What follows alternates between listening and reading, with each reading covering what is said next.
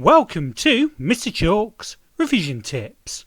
In this video we will look at genetic variation, environmental variation and genetic drift.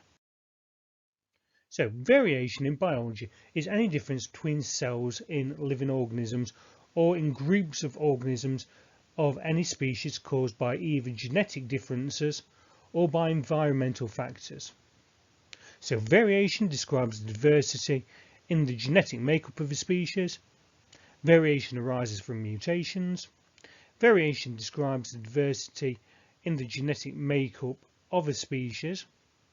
Variation usually have a small impact on the phenotype, but there are examples where a variant has a large effect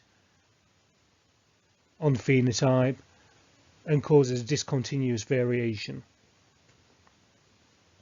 And variation in a population can be influenced by the mutation rate, genetic drift, sexual reproduction, meiosis and gene flow. Environmental variation is variation due to environmental factors. So characteristics of an animal and plant can be affected by factors such as diet, climate, accidents, etc. So for example, if you eat too much you'll become heavier, however if you eat too little then you'll be a lot lighter. Some features vary because of a combination of genetic and environmental factors. So for example, tall parents will pass the genes to their children for height, however if they don't have good enough diet then they will never grow to that height. Genetic variation is usually expressed as a relative frequency, which means a proportion of the total population under study. So, in other words, a relative frequency value represents the percentage of a given phenotype, genotype, or allele within a population.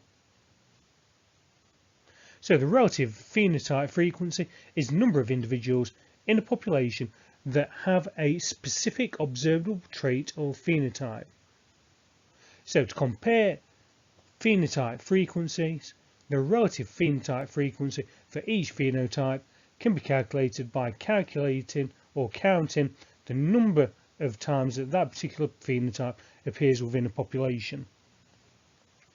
Relative genotype frequency and relative allele frequency are the most important measures of genetic variation. Relative genotype frequency is the percentage of an individuals in a population that have a specific genotype. So the relative genotype frequencies show the distribution of genetic variation in a population. Mutations, or a mutation, is a change in DNA. So mutations can be beneficial, neutral, or harmful to the organism, but mutations do not try to supply the organism for all its needs. Mutations are random, so whether a particular mutation happens or not is unrelated to how useful that mutation might be. So since all cells in our bodies contain DNA, there are lots of places for mutations to happen. However, not all mutations matter to evolution. Meiosis is the process by which most eukaryotic organisms, those with cells having an organised nucleus, produce sex cells in male and female gametes. So cells normally have two copies of each chromosome, one donated from each parent. This is the diploid chromosome condition, and paired chromosomes are called homologous chromosomes. Meiosis transforms a diploid cell into 4 haploid granddaughter cells, each having a single copy of each chromosome. The process helps increase genetic diversity of a species. Sexual reproduction produces offspring that resemble their parents but is not identical to them. So organisms have sex cells called gametes. In human beings, male sex cells are called sperm, female sex cells are called eggs or ova. Sexual reproduction happens when a male gamete and a female gamete join. So the fusion of the gametes is called fertilization. Sexual reproduction allows some of the genetic information from each parent to mix, producing offspring that resemble their parents but are not identical to them.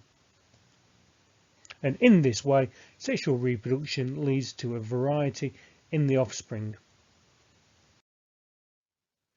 Gene flow is the movement of genes in or from one population to another. This occurs in plants when they send their pollen by the wind or is carried by insects to pollinate other populations some distance away, or in animals where individuals travel from one geographic location to another.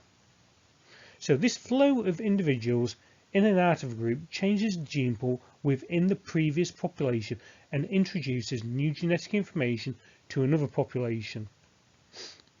Conversely, continuous gene flow between two populations can lead to a combined gene pool, reducing genetic variation between the two groups.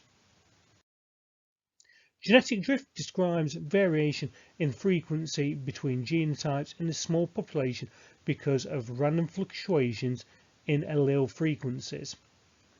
This can cause chance disappearance of certain alleles.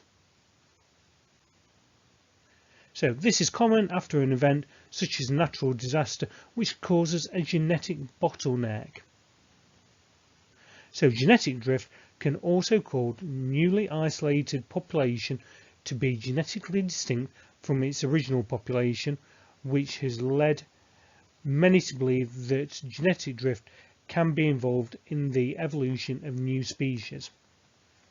Genetic drift is also responsible for the change in antigens on the surfaces of viruses such as influenza. Thanks for watching.